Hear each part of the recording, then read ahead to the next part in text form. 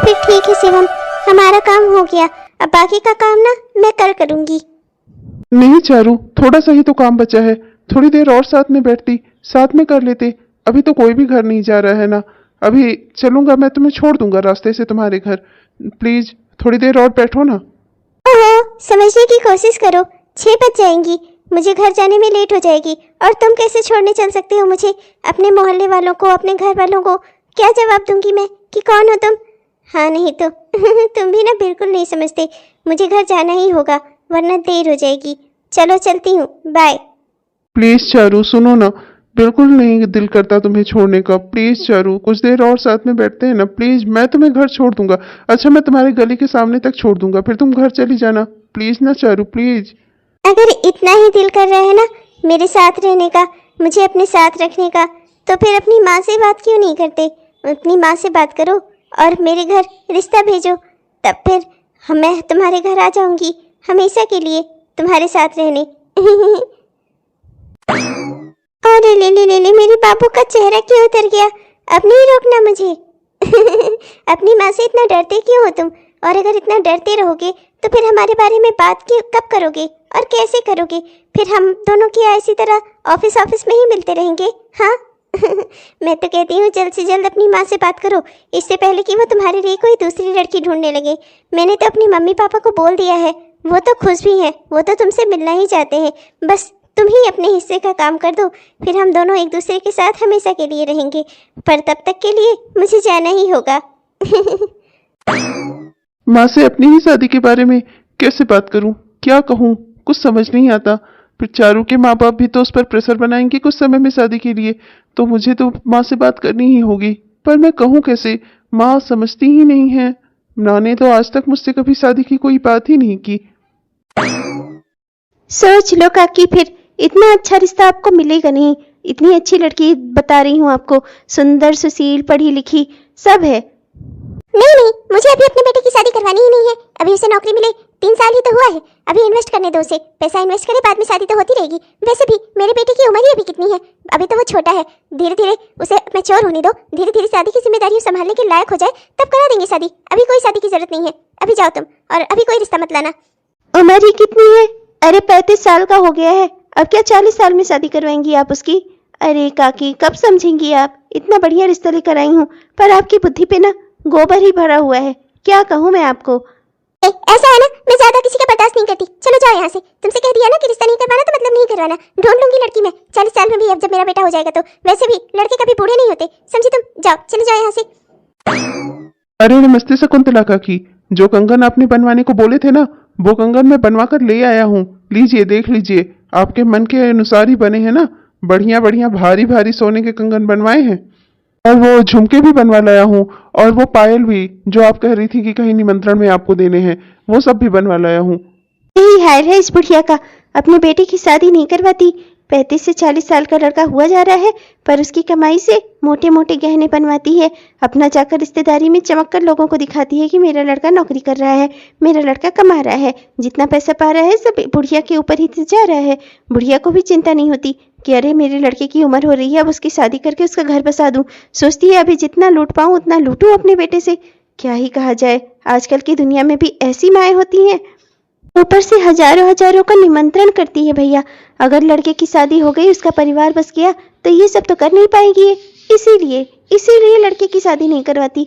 वरना इतना सुंदर लड़की का मैंने रिश्ता बताया इसे, ये दौड़ कर कोई माँ होती तो अपने बेटे की शादी करवाती, पर ये नहीं करवाएगी।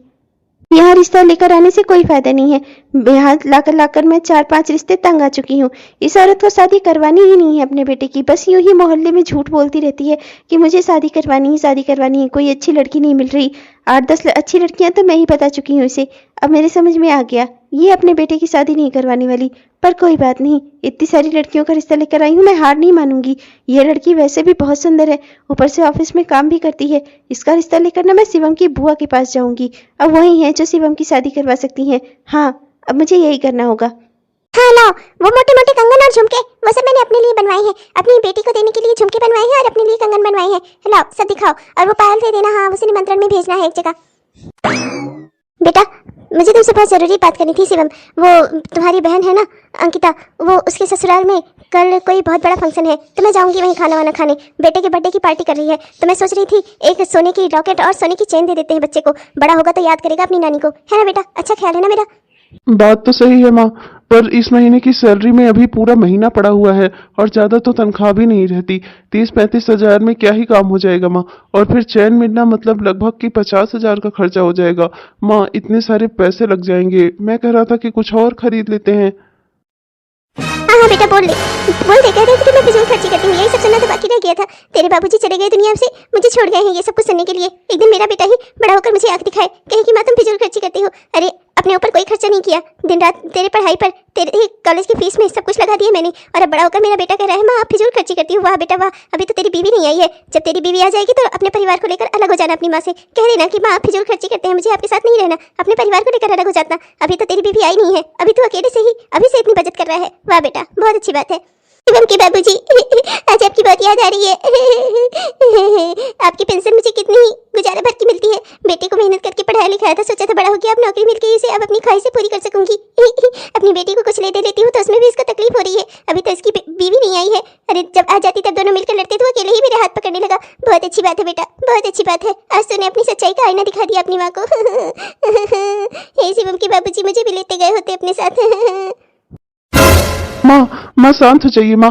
माँ मेरे कहने का वो मतलब नहीं था माँ, बस ये कह रहा था कि इस महीने की तनख्वाह में भी पूरा महीना गुजारना था, बस यही कह रहा था माँ। अच्छा माँ आप शांत हो जाइए, मैं कहीं ना कहीं से इंतजाम कर लूंगा माँ। माँ आप चिंता मत करो, आप रो नहीं माँ, ऐसा कुछ बात मत करो माँ। आप अगर चली गई इस दुनिया से तो मैं तो अकेला हो जाऊंगा ना, मेरा घर परिवार हो, आप मेरा सहारा हो, ऐसा मत बोलो माँ।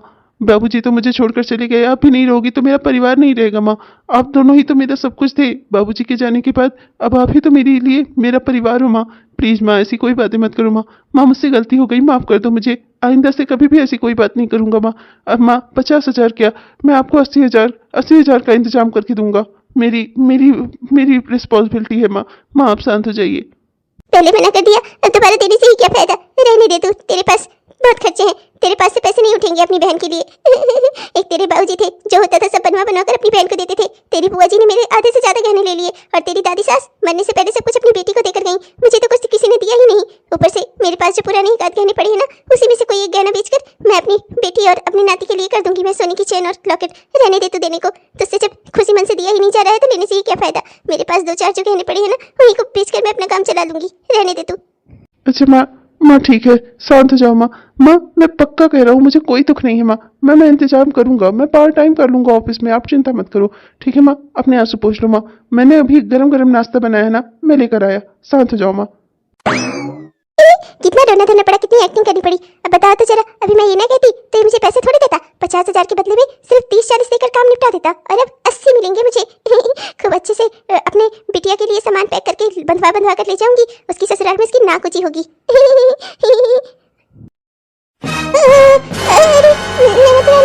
दीदी आप यहाँ हमारे घर पर? भाभी ये कैसा रिएक्शन दिया आपने मुझे देखकर, आपका मुंह इतना बड़ा खुला हुआ है जिसमें मैं पूरी की पूरी समझ जाऊं। मुंह बंद करिए अपना। अरे अपने ही घर में आई हूँ, शादी से पहले यही मेरा घर था और अब मेरा मायका है, तो क्या मैं आ जा नहीं सकती? अपने शिवम से मिलने आई हूँ। कहाँ है शिवम? शिवम, ओ बेटा शिवम, देखो बेटा बुआ आई है। वो शिवम काम पर गया है, अभी आया नहीं है वापस। अच्छा भाभी मैं अपना सामान एडजस्ट करती हूँ, अब मैं लगभग 2-3 दिन यहीं रहूंगी। 2-3 दिन? हाँ 2-3 दिन नहीं, अगर मैं जो काम करवाने आई हूँ ना वो काम ना हुआ तो मैं 2-3 महीना यहीं रहूंगी। क्या है ना कि अब की मैं शिवम की शादी करवा कर ही जाऊंगी। शिवम की बहू अब इस घर में आ जाए, बस शिवम की बहू का मुंह देख लूं तभी मैं यहाँ से जाऊंगी। शिवम की शादी? पर दीदी शिवम तो अभी बच्चा है, छोटा है वो उसकी शादी। ओह भाभी बस भी करो, 35 साल का छोटा बच्चा है आपका शिवम। बहुत आप बता रही हो, मुझे सब पता है। अब ज्यादा देर नहीं कर सकते, मैं इस बार शिवम की दुल्हन देखे बिना इस घर से नहीं जाऊंगी। और फिर कमला ने तो बहुत अच्छा रिश्ता बताया है, मुझे भी वो रिश्ता पसंद है। रास्ते में आ रही थी तो कमला मिल गई, इससे बातचीत हो गई, वो लड़की मुझे भी बहुत पसंद है। मैं उसी के साथ शिवम की शादी कराऊंगी। वैसे भी शिवम मेरी किसी बात को मना थोड़ी करता है, मैं जो कहूंगी शिवम जरूर हाँ करेगा। ठीक है दीदी, फिर मैं चलती हूँ। मैं उन लड़की वालों को खबर कर देती हूँ। हम जल्द से जल्द रिश्ता तय करके उनके घर चलते हैं। मेरा शिवम दूल्हा बनेगा, उसकी दुल्हन आएगी। ये दीदी भी ना पता नहीं कहाँ से आकर टपक पड़ी। अब क्या ही कहूँ मैं, अगर इनको कुछ मना करूंगी तो नाते रिश्तेदारी में हो हल्ला हो जाएगा। अब क्या करूँ मैं? शिवम की शादी तो अभी मैं करवाने के किसी भी पक्ष में नहीं थी, पर मैं क्या करूँ? इनको तो मैं रोक नहीं सकती। अब मैं क्या करूँ? इससे तो अच्छा होता कि मैं खुद ही शिवम की शादी कहीं करवा देती, किसी मोटी पार्टी से तगड़ा दहेज लेकर वहाँ शिवम की शादी करवाती तो कुछ मेरी भी कमाई होती। अब तो मैं धन से भी गई और धर्म से भी गई। अब तो मुझे वही करना होगा ना जो ये मुझसे कहेंगी करने को। बुआ, आपको कैसे समझाऊं? मैं वाकई में शादी नहीं करना चाहता। मुझे अभी शादी नहीं करनी बुआ। अरे अभी नहीं तो कभी करेगा? अब तेरी उम्र हो चुकी है शादी करने की। वैसे भी तू नौकरी भी कर रहा है, शादी करके लड़की की जिम्मेदारी उठाने लायक हो गया है तू। और फिर मैंने तो ऐसी लड़की ढूंढी है जो खुद की जिम्मेदारी खुद से ही उठा सकती है, वो अपना खुद से सेल्फ डिपेंडेंट है। ऐसी लड़की ढूंढी है मैंने तेरे लिए। और तुझे अभी भी अपनी बुआ की पसंद पर शक है? लड़की बहुत सुंदर है, मुझे बहुत पसंद है। मैं भाई मानूंगी नहीं, मैं उसके साथ तेरी शादी करवाए बिना इस घर से जाऊंगी ही नहीं। मुझे वो लड़की इस घर में चाहिए, तेरी दुल्हन के रूप में। अब आपको कैसे समझाऊं बुआ? मैं तो किसी और को पसंद करता हूँ। ये भगवान, ये क्या हो गया? चारू हमेशा सही कहती थी मुझे जल्द से जल्द माँ से बात कर लेनी चाहिए थी। अब मैं क्या करूं? पर माँ मुझसे कोई शादी की बात ही नहीं करती थी, तो मैं कैसे उनसे शादी की बात करता? पर अब यहाँ तो मुसीबत खड़ी हो गई। बुआ मेरे लिए कोई दूसरा रिश्ता ले आई है, मैं बुआ को मना नहीं कर सकता। अब मैं क्या करूं? और मैं चारू के बिना भी नहीं रह सकता। क्या करूं मैं? बुआ प्लीज समझने की कोशिश करो ना बुआ। बुआ प्लीज। मुझे कुछ नहीं सुनना, मुझे लड़की पसंद है और मैं उसी के साथ तेरी शादी करवाऊंगी। लड़की का नाम नहीं सुनना चाहेगा तू कि कौन सी लड़की है, कहाँ काम करती है? नहीं बुआ, जब आपने ठान ही लिया है तो मैं क्या ही करूंगा पसंद करके। मुझे कुछ नहीं सुनना। मैं बस अभी ये शादी नहीं करना चाहता था बुआ। आप नहीं जानती आपके इस तरह से मेरी शादी के लिए जबरदस्ती करने से मेरी जिंदगी में क्या हो सकता है। ओहो मेरे भोले राम, अब तुम रो नहीं। इतना रोनी सूरत बनाओगे ना तो मेरा दिल दुख जाता है। क्या है ना, मेरे भाई की आखिरी निशानी हो तुम। मैं तुम्हें अपने बेटे से ज्यादा मानती हूँ। मेरे प्यारे राजकुमार। बेटा शिवम, उस लड़की का नाम है चारू और वो अनमोल इंटरप्राइजेस में काम करती है, मैनेजर है वहाँ पर। चारू चारू अनमोल इंटरप्राइजेस की मैनेजर। हाँ, मुझे अच्छे से पता है कि चारू वही लड़की है जिसको तू पसंद करता है और इत्तेफाक से उसी का रिश्ता कमला भी लेकर आई थी। मैं उस लड़की के बारे में पता कर रही थी, पता करते करते उसके ऑफिस पहुंची, फिर वहां जाकर पता चला तुम दोनों के बारे में। ये तो सोने पे सुहागा हो गया। तेरी माँ से अगर कह दूंगी कि ये तेरी लव मैरिज है तो वो तेरी शादी कभी भी चारू के साथ नहीं होने देगी। इसलिए इस बात को छिपा कर ही रखना होगा। न तेरे मुंह से ये बात निकलनी चाहिए और मेरे मुंह से तो निकालने का सवाल ही नहीं है। अब तेरी और चारू की शादी करवाए बिना मैं इस घर से नहीं जाने वाली। वाह बुआ, आप कितनी अच्छी हो। थैंक यू सो मच बुआ, आपने मुझे जिंदगी की सबसे बड़ी खुशी दे दी। चल भाग शैतान कहीं का। मैं चारू को बता कर आता हूँ, वो बहुत खुश हो जाएगी। कितना खुश हो गया मेरा शिवम। इतनी छोटी सी खुशी पाकर। आखिर हम माँ बाप, हम पुराने लोगों के जीवन में और है ही क्या। बच्चे खुश हो जाएं बस, इनकी खुशियाँ ही देख लेते हैं ना तो हमें दोगुनी खुशी हो जाती है। शिवम कितना खुश हो गया, आज लग रहा है कि मेरा जीवन सफल हो गया हो। भैया आप तो नहीं हैं इस दुनिया में, पर देखिएगा मैं शिवम की जिंदगी ना खूब अच्छे से संवार दूंगी। अपनी भाभी को मैं क्या ही कहूँ, मैं जानती हूँ उस औरत को, कितनी डायन है वो। जिंदगी भर सिर्फ लालच में पैसे ही बटोरते रही वो।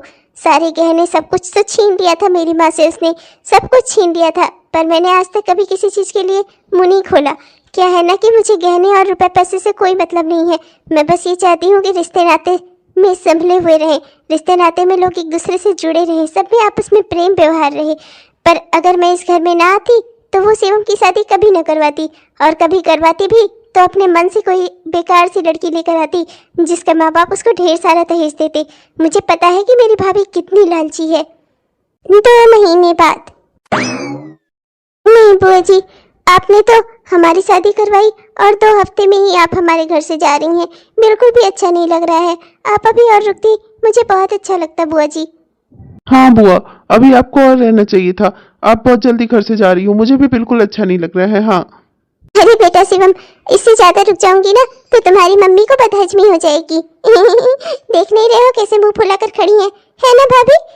पापा नहीं दीदी, मैंने कहा कुछ कहा आपको? रहिए आप, आपका घर है, आपका मायका है। हाँ हाँ बस रहने दो भाभी, मुझे सब पता है। बस यही जाए जाए करेंगी, पता नहीं कब जाएंगी। बुआ जी आप बहुत अच्छी हैं, मैं आपको हमेशा याद रखूंगी। बेटा मैं भी यही चाहती हूँ कि तुम लोग मुझे हमेशा याद रखो।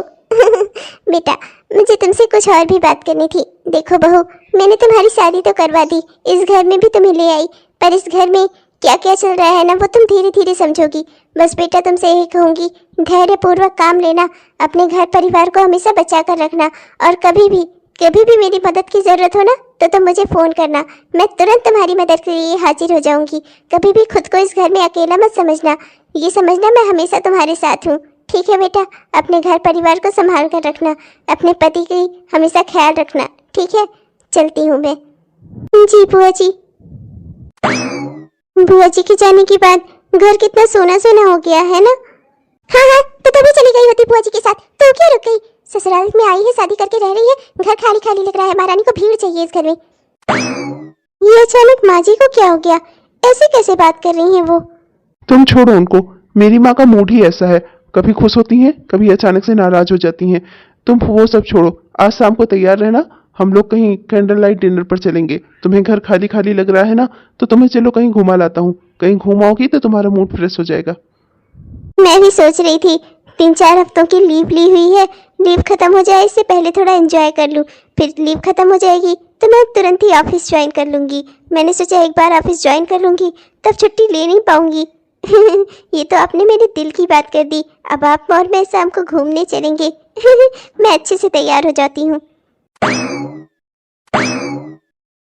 माँ जी, मैं और ये हम दोनों जा रहे हैं आज कैंडल लाइट डिनर पर, वहीं से कुछ आपके लिए भी पैक कराती हुई आऊंगी। हम लोग जल्दी ही वापस आ जाएंगे माँ जी। Candle light dinner? अरे घर पर ही मोमबत्ती जलाकर खा पी लेती, हो जाता कैंडल लाइट डिनर। ये फिजूल खर्ची करना जरूरी है क्या? हाँ, जिंदगी को केवल जिया नहीं जा सकता, कभी कभी उसमें एंजॉय करना भी जरूरी होता है। एंजॉय करते हैं तभी तो खुशियां आती हैं। हम आपको भी साथ ले चलते, पर आज हमने सिर्फ अपने लिए ही टेबल बुक किया है। हम आपके लिए कुछ लेते हुए आएंगे, और वैसे भी आप कह रही थी आपके घुटनों में दर्द है ना, इसीलिए हम आपको साथ में नहीं ले जा रहे हैं। माँ, आप घर पर रहिए, आराम करिए, हम आपके लिए कुछ लेते हुए आएंगे। मुझे बाहर का वो सड़ा गला खाना नहीं खाना, मैं नहीं खाऊंगी वो सड़ा गला खाना। मेरे लिए बहू से कह दो खाना बनाकर तब जाए घर से। हाँ नहीं तो अपना तुम लोग जाओ, पैसे उड़ाओ। पैसे होते किस लिए हैं? मुझे तो अभी कुछ मैं खरीदूंगी तो मुझे तो लंबा चौड़ा लेक्चर दे देगा कि ये माँ फिजूल खर्ची है, इसमें पैसे नहीं खर्च करने चाहिए। अपनी बीवी को मत समझाना, जब मन कहे तब पूछ उठा के बाहर चल देती है खाना खाने। हाँ नहीं तो तुम एक काम करो, जाकर मूंग दाल की खिचड़ी बना दो, माँ वही खाएंगी। वैसे भी रात का टाइम है, ज्यादा भारी खाना खाना अच्छी बात नहीं है। जाओ मूंग दाल की खिचड़ी बना दो, माँ वही खा लेंगी, और फिर हम लोग चलते हैं। जी अच्छा। और सुन ले बहू, आइंदा से ऐसा कोई प्लान होगा ना तो मुझे पहले बता देना, और मेरे लिए रोटी सब्जी बनाकर रख देना। मैं रोटी सब्जी खाने की आदी हूँ, मूंग दाल की खिचड़ी नहीं। जी जी माँ जी। हाँ, ये आप उससे कैसे बातें करती हैं? माँ भले ही वो आपकी बहू है, पर एक इंसान तो है। इस नए घर में आई है, वो एडजस्ट करने की कोशिश कर रही है। मैं भी कोई कोशिश कर रहा हूँ कि वो खुश रहे इस घर में। आपको भी कोशिश करनी चाहिए कि वो खुश रहे इस घर में। और आप आई बड़ी बहू है तो बहू की तरह ही तो बात करूंगी, और कैसे बात कर दी मैंने? शाम के 6 बज रहे हैं और ये लोग 3 बजे के निकले हुए ही हैं, अभी तक घर वापस नहीं आए। कर क्या रहे हैं दोनों? वैसे मेरे मायके में सब सही कहते हैं, सुंदर लड़की से एक बार बेटे की शादी करा दो, फिर अपना बेटा हाथ से गया समझो। मैं तो कभी इसकी शादी करवाती ही ना, और करवाती भी तो कहीं कम सुंदर लड़की ढूंढ के करवाती। इसकी बुआ ने इसकी शादी करवा कर ना मेरी सारी की कराए पर पानी फेर दिया। उससे पहले मेरा बेटा कितना अच्छा था, अपनी माँ की हर बात मानता था, और आजकल तो उसे मेरी कोई सुध ही नहीं रहती। बस अपनी बीवी के पीछे ही पूछ हिलाता हुआ घूमता रहता है, जो वो कहती है वही करता है। घुमाने को कह दिया तो घुमाने लेकर चला गया। बताओ तो जरा, उसकी हर बात मानता है। मैं क्या करूं ऐसे कि दोनों अलग हो जाएं? मैं तो तंग आ गई हूं इस लड़की से, ये तो मेरे बेटे को मुझसे पूरा ही छीन लेना चाहती है। आप ही ने बहुत मजाक किया है। शाम को 6 बजने को है, कहाँ रह गए थे तुम दोनों? हाँ माँ, शाम को 6 ही तो बज रहे हैं, कौन सा हम रात को आ रहे हैं? चलो चारू, अंदर चलो। कुछ ना कुछ करना पड़ेगा, वरना ये लड़की मेरे बेटे को अपने काबू में कर लेगी पूरी तरह से, उसे लेकर चली जाएगी और मैं ऐसे ही देखती रह जाऊंगी। मुझे कुछ ना कुछ तो करना ही पड़ेगा, बस बहुत हो गया। खट। अरे सुन रहे हैं? अरे शिवम, दरवाजा खोल। बहू दरवाजा खोल। इतनी रात को माँ जी इस तरह से दरवाजा खटखटा रही हैं, क्या हुआ होगा? होगा जी। जल्दी चलिए, खोलकर देखते हैं ना क्या हुआ। तुम शांत रहो, मैं देखता हूँ क्या हुआ है। शिवम, वो मेरी बेटी का फोन आया था, कुछ सामान खरीदना है इसके यहाँ कल ले जाने के लिए। तो मैंने सोचा तो सुबह जल्दी ही ऑफिस के लिए निकल जाएगा, फिर मैं पूजा करती रह जाऊंगी, तो मैं तुझसे पैसे नहीं मांग पाऊंगी। तो एक काम कर, 10,000 रुपए दे दे, मैं कल कुछ सामान खरीद कर लेती जाऊंगी इसके लिए। हाँ, अपने महीने की तनख्वाह ही तो दे सकता हूँ आपको, उससे ज्यादा मैं पैसे कहाँ से दूँ माँ। हाँ हाँ, अब तेरी बीवी आ गई है, उसके लिए पैसे निकलेंगे तेरे पास से, और मेरे लिए और मेरी बेटी के लिए नहीं निकलेंगे। ऐसा कुछ नहीं है माँ, आप ऐसा क्यों बोल रही हैं? वो अपनी तनख्वाह की खुद जिम्मेदार है, वो सेल्फ डिपेंडेंट है, वो मुझसे 1 रुपए भी नहीं लेती, तो भला वो मेरे पैसे का क्या करेगी माँ? मैं आपको अपनी तनख्वाह दे रहा हूँ, आप घर चलाइए, घर का खर्च चलाइए। अच्छा, और ये महारानी सिर्फ अपने ऊपर उड़ाए अपनी तनख्वाह? हाँ? अरे जब ये कमा रही है तो इस घर में ही तो खा रही है, तो क्या इस घर में से पैसे नहीं देने चाहिए? माँ, ये कैसी बातें कर रही हैं आप? मैं क्या अपनी बीवी को खिला नहीं सकता? जैसे 2 लोग खाते थे इस घर में, एक और इंसान खाने लगा, इसमें इतना बड़ी बात क्या हो गई? आप ये खाने का हिसाब मांगने आई हैं इतनी रात को? हाँ बेटा, मुझे तो पता ही था, इतनी सुंदर लड़की से तेरी शादी हुई है तो इसी की भाषा तो बोलेगा। महारानी 1 रुपए घर में नहीं देती, इसे कोई कुछ मत कहना, बस अपनी माँ को ही रोकना टोकना। अरे जब इस घर में खा रही है तो देने कहीं और क्यों जा रही है? यही देना, अपने ऊपर ही खर्चा करेगी सारा का सारा। क्या? अरे कितने खर्चे हैं इसके, मेरे हाथों में तनख्वाह रखी, मैं दूंगी इसे इसके खर्चे। माँ, बस बहुत हो गया, रात हो गई है, अब आप जाइए यहाँ से। मुझे लगता है कि सबको नींद आ रही होगी, जाइए आप यहाँ से। और मुझे किसी से 1 रुपए भी नहीं चाहिए, जाइए आप यहाँ से। मैं खुद कमा सकता हूँ और अपनी बीवी को, अपने बच्चों को खिला सकता हूँ, इतनी काबिलियत दी है भगवान ने मुझे। मैंने कभी ये सोचकर चारू से शादी नहीं की थी कि चारू के पैसों से हमारा घर चलेगा। माँ, जाइए आप यहाँ से। मुझे चारू पसंद थी, मैं चारू से प्यार करता था, इसलिए मैंने चारू से शादी की है, और अपनी बीवी और बच्चों का खर्चा मैं खुद उठा सकता हूँ, इतनी काबिलियत भगवान ने मुझे दी है। आप जाइए यहाँ से। माँ, मुझे लगता है आपको नींद आ रही है। बीवी का गुलाम कहीं का, तुझसे तो कुछ बोलना ही बेकार है। क्या हुआ चारू, तुम क्यों रोने लगी? क्या हुआ, क्या बात हो गई? शिवम, तुमसे शादी करने का फैसला मेरा हमेशा मेरी जिंदगी के लिए सबसे सही फैसला रहेगा। शिवम, तुम्हें चुनकर मैंने अपनी जिंदगी में सबसे अच्छा काम किया है। पर शिवम, मैं तुमसे कहना चाह रही थी, अगर इस घर में कुछ मैं खर्च दे सकती हूँ तो। पागल हो गई हो क्या? माँ की बातों में आ गई तुम।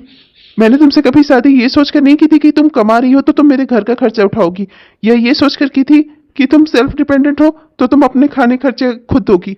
मैंने तुमसे शादी की थी क्योंकि मैं तुम्हें पसंद करता था, और भगवान की कृपा से भगवान ने मुझे इस लायक बनाया है कि मैं अपनी बीवी का और अपने आगे आने वाले बच्चों का सबका खर्चा मैं खुद उठा सकूं, अपनी माँ का खर्चा भी उठा सकूं। दीदी के यहाँ भी मैं सामान भेजता ही रहता हूँ घर से, जो भी सामान माँ ले जाती है उसके लिए मैं कहीं ना कहीं से कर्ज करके, ओवर टाइम करके पैसे देता रहता हूँ। भगवान ने मुझे इतनी काबिलियत दी है कि मैं अपना घर का खर्चा, ये सब खर्चा मैं खुद उठा सकूं।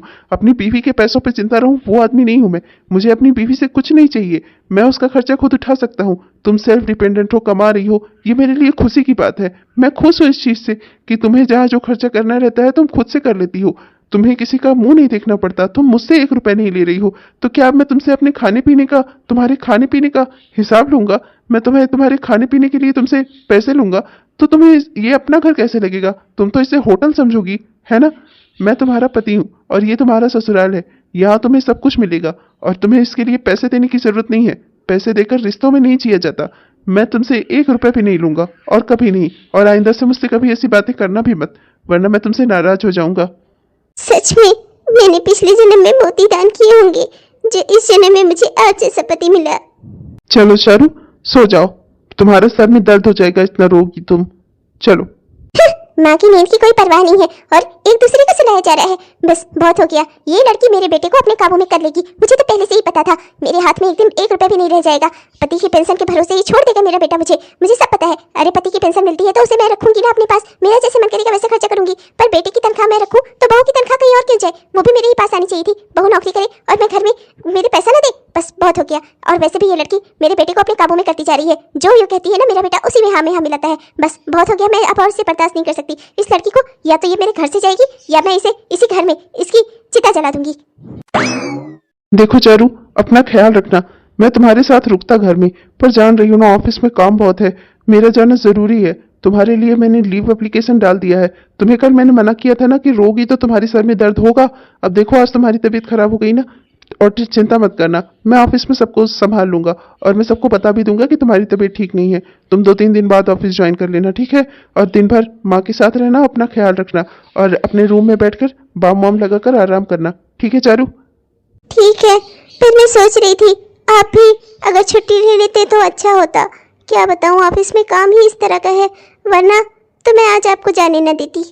अरे बहू, अब तो घर में रह, तेरे सर में दर्द है ना? मेरा बेटा तो ठीक ठाक है भगवान की कृपा से, उसे तो जाने दे अपने काम धंधे पर, उसे भी अपने पल्लू से बांध कर रखना। हाँ नहीं तो ये घर क्या तुझे खा जाएगा? एक दिन घर पे रह के आराम नहीं कर सकती? या मेरे बेटे से सर दबाना है तुझे? हाँ माँ, अच्छा चलो मैं चलता हूँ, अपना ख्याल रखना।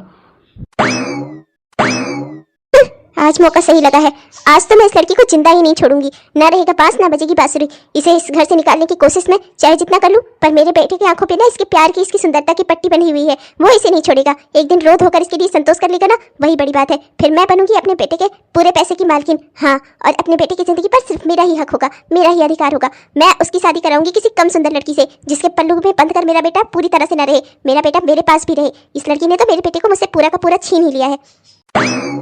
ओह, तुम्हारा रानी दवाई लेकर सो रही है। बेटा बता रहा था दवाई में बहुत हैवी डोज है नींद की दवाई है उसमें। और ये महारानी अब सो रही है, इसी कमरे में आग के हवाले करके चली जा रही हूँ मैं यहाँ से। इसी में जल भूनकर मर जाएगी, छुट्टी मिलेगी इससे, और मैं भी चली जा रही हूँ मोहल्ले में, कह दूंगी मुझे तो कुछ पता ही नहीं चला, बेचारी मर गई। और अपने बेटे की दूसरी शादी कराऊंगी मैं। हाँ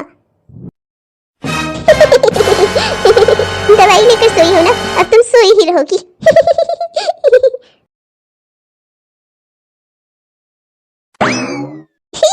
लगता है काम हो गया, सब बाहर खड़े होकर रोध हो रहे हैं, घर से धुआं उठ रहा है, मतलब कि गई वो इस दुनिया से। चलो अब मुझे भी थोड़ा नाटक करना होगा। क्या हुआ शिवम? बेटा क्या हुआ, तो रो क्यों रहा है? बेटा घर से धुआं कैसे उठ रहा है? बेटा शिवम बहू कहाँ है? बहू कहाँ है शिवम?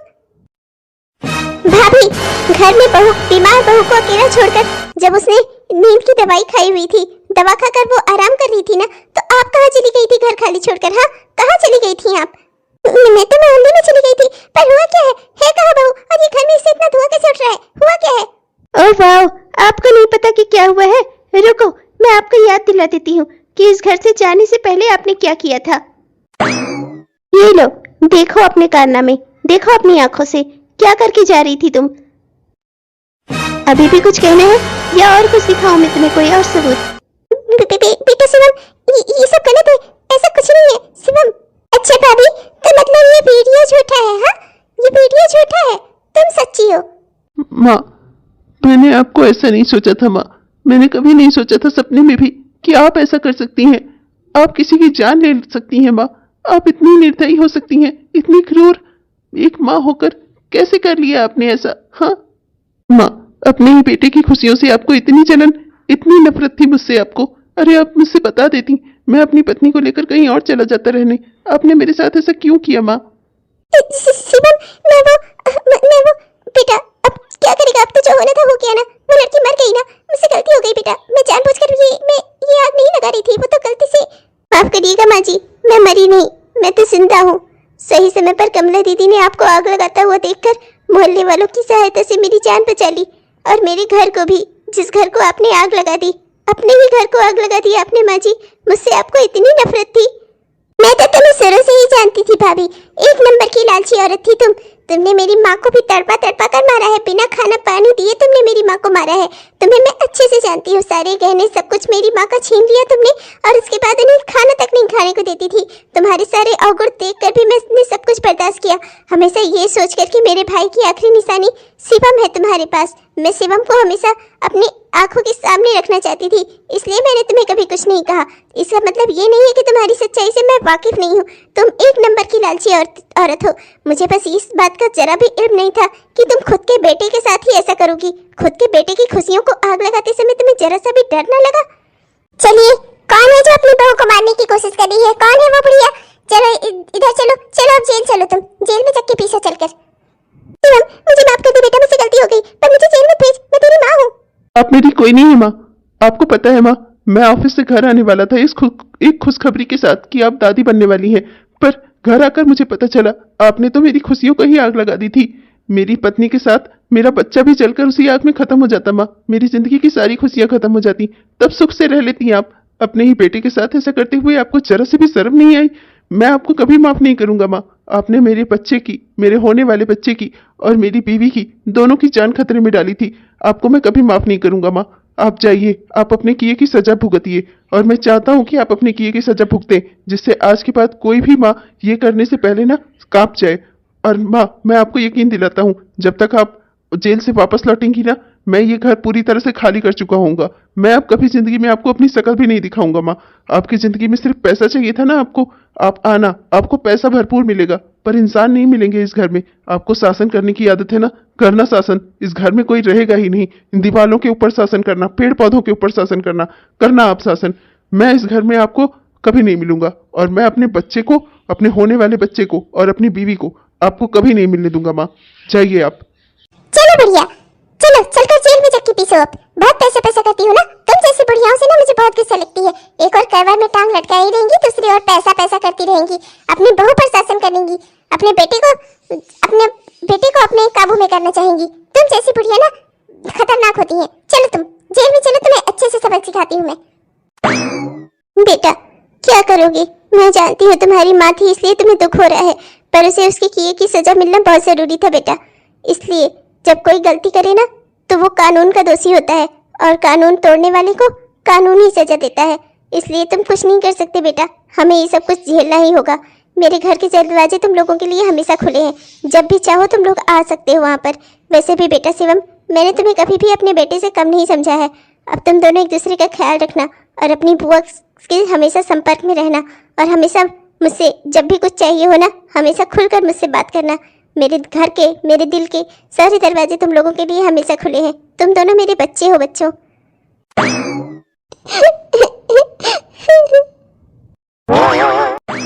हेलो दोस्तों, आप सबको दिल से हमारा प्यार भरा नमस्कार। कैसे हैं आप सब? उम्मीद करती हूँ कि बहुत ही बढ़िया होंगे। आपने हमारा यह वीडियो पूरा देखा, इसके लिए आपका दिल से बहुत बहुत धन्यवाद। दोस्तों कैसा लगा आपको? उम्मीद करती हूँ कि पसंद आया होगा, और अगर पसंद आया दोस्तों तो कृपया वीडियो को लाइक जरूर करिएगा, और अपने दोस्तों को, रिश्तेदारों को वीडियो को शेयर भी जरूर करिएगा। और हाँ दोस्तों, अपने प्यारे प्यारे कमेंट्स तो हमें जरूर लिखिएगा। आपके प्यारे प्यारे कमेंट्स का ना हम दिल से इंतजार करते हैं दोस्तों। और हाँ दोस्तों, हमारे वो दोस्त जो हमसे नए जुड़ रहे हैं, और हमारे वो दोस्त जिन्होंने अभी तक हमारे इस चैनल को सब्सक्राइब नहीं किया है, कृपया हमारे इस चैनल को सब्सक्राइब कर लीजिए दोस्तों, जिससे हमारे इस तरह के वीडियोस आप तक हर दिन पहुंचते रहें। तब तक के लिए चलते हैं दोस्तों, मिलेंगे आपसे कल के वीडियो में। तब तक के लिए बाय बाय।